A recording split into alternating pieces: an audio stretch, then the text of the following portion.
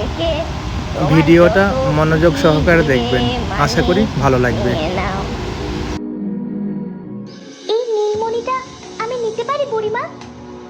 এটা দিয়েই আমি সাপুরিয়া সর্দারকে বোকা বানাবো। বেশ, যারা অল্পতে খুশি থাকে তারাই প্রকৃত সুখী। হ্যাঁ হয়েছে, ওটা আমাকে দাও।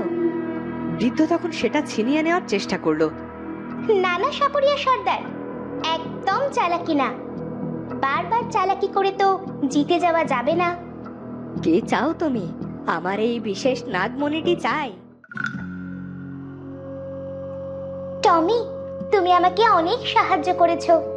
এবার তোমার ফিরে যাওয়া উচিত। তুমি সত্যি খুব ভালো বন্ধু। তুমি ভীষণ ভালো পরিণীতা, তোমাকে আমার ভীষণ মনে পড়বে। তুমি বন মানুষ রাজপুত্রের হাত থেকে নিজেকে নিরাপদ রেখো। চলি। বিদায় বন্ধু। পরিণীতা তার বন্ধু কুকুরছানা টমিকে আবারও রূপকথার রাজ্যে পাঠিয়ে দিল। তারপর সে এলো বন মানুষের কাছে। আমাকে ফিরিয়ে দিও না, আমি তোমাকে সাহায্য করতে এসেছি। তুমি কি আমার বন্ধু হবে?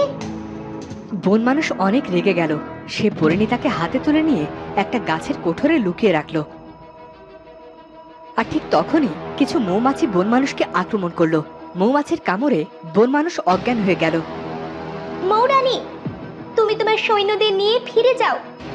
একদম আমার কাছে আসার চেষ্টাও করবে না। আমার কাছে এলে তোমাদের মরতে হবে। আর তখনই মৌমাছিগুলো পরিণীতাকে আক্রমণ করতে ছুটে এলো। পরিণীতা তখন নাগমণি বের করলো, আর নাগমণির আলোতে মৌমাছিগুলো পুড়ে গেল। আমাকে ক্ষমা করো, আমি কোনো নির্দোষীর প্রাণ নিতে চাই না। তখন পরিণীতা এসে বন মানুষকে সেবা করতে শুরু করলো। বন মানুষ চোখ খুলল। তোমার কোনো ভয় নেই, তুমি সুস্থ হয়ে গেছো। এখন চাইলে আমাকে শাস্তি দিতে পারো। আমাকে সাহায্য করার জন্য ধন্যবাদ। তুমি এখন চলে যাও। আমি তোমাকে ছেড়ে কোথাও যাব না। তোমার সাথেই রেখে দাও না আমাকে। আমি তোমার বন্ধু হতে চাই, মাননীয় বন সম্রাট। আহ, এত কথার কি আছে? তোমাকে যেতে বলছি, যাও। পরিণীতা দেখলো গোলাপের বেশ কয়েকটি পাপড়ি ঝরে গেছে। সময় ক্রমেই ফুরিয়ে আসছে। আমি কেমন করে রাজপুত্রকে নিজের বশে নিয়ে আসব? ওদিকে মহারানীর ব্যবহারে প্রবল পরিবর্তন দেখে মহারাজ অনেক চিন্তিত। সে সব কাজেই পরিণীতাকে দোষ দিতে থাকে। আমার রাজ্যের কোথাও কোনো সুখ নেই। কার কাছে যাব আমি? এই কেমন রাজ্য? বিপদ যেন আমাদের পিছুই ছাড়তে চাচ্ছে না। তখন সেখানে হঠাৎ করে এক দরবেশ এলো। রাজার সুখ না থাকলে রাজ্যে কখনো সুখ বিরাজ করে না। তোমার তো জীবনে শনির প্রভাব চলছে। কি বলছেন দরবেশ বাবা? শনির প্রভাব? আমি এই শনিকে জীবন থেকে কিভাবে কাটাবো? তোমার প্রাসাদে রাক্ষসী ফিরে এসেছে, কারণ সে জানে যুবরাজ আর যুবরানীকে আলাদা করে দিতে পারলেই সে তার হারানো শক্তি আবার ফিরে পাবে, আর পুরো পৃথিবীকে রাক্ষসপুরীতে পরিণত করতে পারবে। আমার প্রাসাদে রাক্ষস? আপনার কোথাও ভুল হচ্ছে দরবেশ বাবা। আমার গণনা কখনো ভুল হয় না। তুমি ভেবে দেখো, তোমার প্রাসাদে এমন কে এসেছে যার কখনো আসার কথা ছিল না, বা কারো এমন পরিবর্তন হয়েছে যেটা সে কখনো করতো না। ভাবো রাজা, ভাবো, নয়তো সব শেষ হয়ে যাবে। কিন্তু দরবেশ বাবা, আমি তাকে চিনবো কেমন করে? প্রাসাদে তো প্রতিদিন কত লোক যাওয়া আসা করে। দরবেশ বাবা, দরবেশ বাবা। তখন সেখানে এলো রাজবৈদ্য মশাই। মহারাজ, আপনি এই ভর দুপুরে বাগানে বসে কি ভাবছেন? আর দূর থেকে দেখলাম আপনি একা একাই কথা বলছেন। কি হয়েছে মহারাজ? হ্যাঁ, ও রাজবৈদ্য মশাই, আপনি, আপনার শরীর এখন কেমন আছে? জি মহারাজ, ভালো আছে। কিছু কি বলবেন রাজবৈদ্য? বিশেষ কিছু না হলে আপনি এখন আসুন। আমি কিছুটা সময় একান্তে কাটাতে চাই। জি মহারাজ, আমি তবে আসি। তখনই সেখানে এলো মহারানী। মহারাজ, আপনার সৈন্যরা কি কোনো কাজে নয়? সামান্য একটা বন মানুষকে ওরা মারতে পারছে না। এত মোহর দিয়ে ওদের পুষে আমাদের লাভ কি? তুমি কি কিছু বলবে? মহারাজ, আমি একবার বনে যেতে চাই। আমি ওই বন মানুষের মুখোমুখি হতে চাই। কি কি বলবো মহারানী, যে সাধারণ একটা বিড়ালকে ভয় পায় সে বনে যাবে বন মানুষ বধ করতে? কথাগুলো কেমন হাস্যকর শোনাচ্ছে না? আর তাছাড়া চিরকাল তুমি সংসার সামলাবে আর আমি রাজ্যপাট, এমনই তো কথা হয়েছিল। এমন কথা ছিল বুঝি? ইস, কি রোদ! আমি প্রাসাদে গেলাম মহারাজ, বড্ড ঘুম পাচ্ছে। আপনার কিছু প্রয়োজন হলে দাসীদের থেকে চেয়ে নেবেন। মহারানীর কথায় মহারাজ বেশ অবাক হলো, কারণ চিরকাল মহারানী মহারাজের সব কাজ নিজের হাতে করতে পছন্দ করতেন। এই রানীকে যেন আমি চিনতেই পারছি না। কুমার আর পরিণীতা থাকলে ওরা হয়তো ছদ্মবেশী ডাইনিকে ধরতে পারত। আরে, মহারানী তো প্রাসাদে এসেছে, ওর আসার তো কথাই ছিল না। তাছাড়া ওর আচরণে বেশ পার্থক্য দেখা দিয়েছে। কিন্তু রাজা হয়ে কি মহারানীর উপর সন্দেহ করা মানায়? বোকা রাজাকে কাটাতে পেরেছি। আমাকে আর খুঁজবে না, আমি বরং বনে যাই আর আমার কাজ সম্পূর্ণ করে আসি।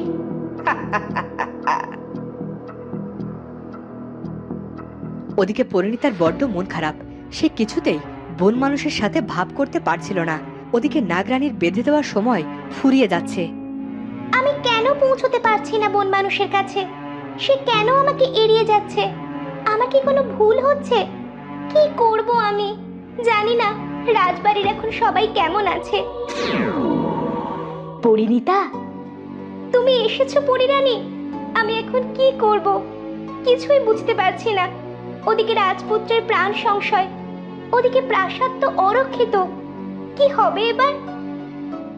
ভয় পেও না পরিণীতা, পশু পাখিদের বশ করতে হলে ওদের মনে জায়গা করে নিতে হবে, ওদের দেখাশোনা করতে হবে।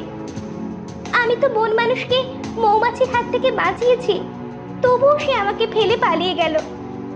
একবার সেবা করেছো, এবার খাবার দাও। বনের মধ্যে কোনো কলা গাছ নেই, আর বন মানুষের প্রিয় খাবার হলো কলা। আমি এখনই তোমাকে কলা এনে দিচ্ছি। পরিরানী জাদু করে একটা কলা এনে দিল পরিণীতার কাছে। আমি তবে এবার আসি, দেখি রাজপুত্র কি করছে।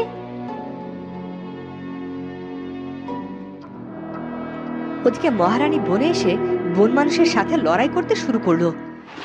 আজ তো তোকে আমি শেষ করেই ছাড়বো। বৃদ্ধ সাপুরে চাইলেই তোর প্রাণ নিতে পারত, কিন্তু ও আমার সাথে বিশ্বাসঘাতকতা করেছে। কিন্তু এবার তোকে মরতে হবে। মহারানী তার চোখ দিয়ে আগুন বের করে বন মানুষের চারপাশে আগুন জ্বালিয়ে দিল।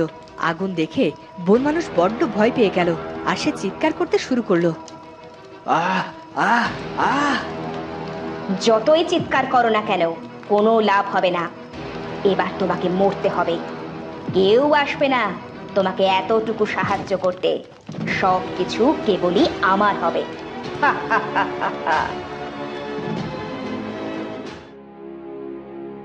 রাজপুত্র কেন এমন চিৎকার করছে?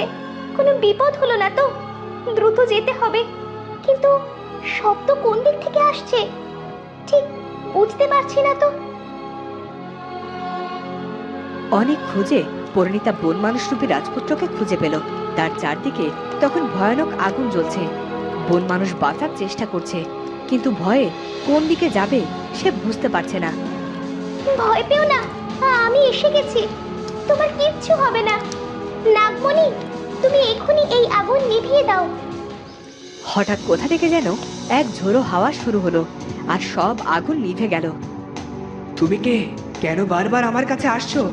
মানুষেরা তো দেখছি বড্ড অদ্ভুত, কেউ প্রাণে মারতে চায় আর কেউ বাঁচাতে। কাকে বিশ্বাস করব?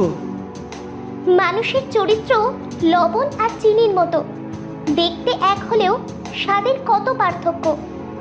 তুমি কেন এসেছো এখানে? তুমি কি আমাকে মারতে চাও? আমাকে কেন মারতে চাও? আমি তো কারো কোনো ক্ষতি করিনি। না না, আমি তোমাকে মারতে চাই না। আমি তো তোমার জন্য এই কলাগুলো এনেছিলাম। এমন সুস্বাদু ফল এই বনের কোথাও নেই। তোমার খুব ভালো লাগবে। জানো তো, কলা খেলে শক্তি বাড়ে। নাও। বন মানুষ তখন কলা খেতে শুরু করলো, আর দেখে মনে হলো তার ভীষণ ক্ষুধা পেয়েছে। এটা আসলে অনেক ভালো খেতে, তুমি খুব ভালো। আচ্ছা, আমাকে এটা বলো, লবণ খেতে মজা নাকি চিনি খেতে মজা? লবণ হলো নোনতা, খাবারে ব্যবহার হয় পরিমাণ মতো। কিন্তু চিনি হলো মিষ্টি। যতই ব্যবহার করা হোক তত বেশি মিষ্টতা বাড়বে। তাহলে তুমি চিনি চিনি বন্ধু, চলো তোমাকে আমার গুহায় নিয়ে যাই। ওখানে অনেক ফুল আছে, তোমার খোপার ওই ফুলটা তো ঝরে যাচ্ছে, এসো আমার সাথে। পরিণীতা খুব খুশি হলো। সে বন মানুষের সাথে তার গুহায় গেল। সেখানে অনেক ফুল ছিল। বন মানুষ সেখানকার একটা ফুল নিয়ে পরিণীতাকে দিল। এই নাও, এই ফুলটা চুলে গুজে দিলে তোমাকে বেশ মানাবে। তুমি দেখতে কত সুন্দর, কিন্তু আমার সাথে তোমার বন্ধুত্ব হবে কেমন করে? বন্ধুত্ব কখনো সুন্দর চেহারা দেখে হয় না। মনের সৌন্দর্যই হলো প্রকৃত সৌন্দর্য। বাইরের সৌন্দর্য বয়সের সাথে সাথে হারিয়ে যাবে, কিন্তু অন্তরের সৌন্দর্য চিরকাল অম্লান থাকবে। তুমি বেশ গুছিয়ে কথা বলো। বনে আমি ভীষণ একা, সবাই আমাকে দেখলে ভয়ে পালিয়ে যেত। একমাত্র তুমি যে আমার কাছে এসেছো। আমি না থাকলে কি তোমার আমাকে মনে পড়বে? তুমি কি আমাকে খুঁজবে? আমি অত শত জানি না। কাল তোমাকে আমি একটা জায়গায় ঘুরতে নিয়ে যাব, বনের মধ্যে। ওইটা আমার সবচেয়ে প্রিয় জায়গা। তুমি আমার সাথে যাবে তো সেখানে? তোমার সাথে আমি শেষ অবধি থেকে যাব। আমি নিশ্চয়ই যাব। তো বন্ধুরা, এবার কি হবে? মহারানীর মধ্যে যে রাক্ষসী লুকিয়ে আছে তাকে জানতে পারবে সবাই। পরিণীতাকে নিয়ে বন মানুষ আবার কোথায় যাবে সেটা জানবো আমরা পরের পর্বে। আর আজকের ভিডিওটি ভালো লাগলে অবশ্যই চ্যানেলটি সাবস্ক্রাইব করে বেল আইকনটি বাজিয়ে দিও। দেখা হচ্ছে পরের ভিডিওতে। ধন্যবাদ।